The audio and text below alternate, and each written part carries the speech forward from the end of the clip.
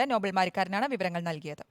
കൊല്ലം മടത്തറ ബിവറേജിന് സമീപം 100 അടി താഴ്ചയിലേക്ക് കാർ മറിഞ്ഞ അപകടം. ദമുദേൽ സ്വദേശി ഷാജി, ഭാര്യ ഷിംന എന്നിവർക്കാണ് പരിക്കേറ്റത്. പരിക്കേറ്റവരെ പാരിപ്പള്ളി മെഡിക്കൽ കോളേജ് ആശുപത്രിയിൽ പ്രവേശിപ്പിച്ചിരിക്കുകയാണ്. ദിലീപ് ദേവസി നൽകും വിശദാംശങ്ങൾ. ദിലീപ്, എപ്പോഴായിരുന്നു ഈ അപകടം സംഭവിച്ചത്? ഈ പരിക്കേറ്റവരുടെ ആരോഗ്യനില സംബന്ധിച്ചുള്ള വിവരങ്ങൾ.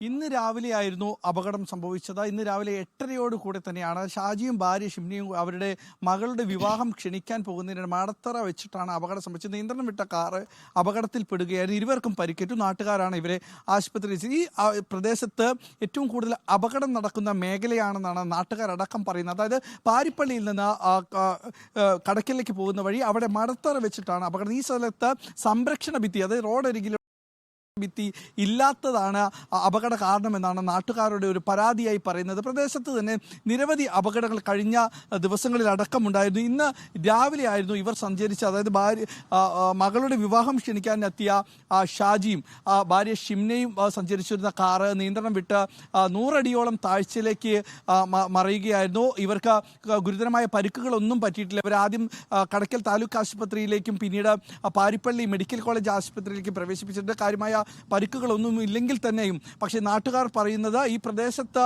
സംരക്ഷണ ഭിത്തി ഇല്ലാത്തത് വലിയ തോതിലുള്ള അപകടം വരുത്തിവെക്കുന്നു. അതുകൊണ്ട് ഈ പ്രദേശത്ത് സംരക്ഷണ ഭിത്തി കെട്ടണമെന്നാണ് ആവശ്യപ്പെട്ടിരിക്കുന്നത്. വലിയൊരു അപകടത്തിൽ നിന്നാണ് ഇപ്പോൾ ഈ ദമ്പതികൾ രക്ഷപ്പെട്ടിരിക്കുന്നത്.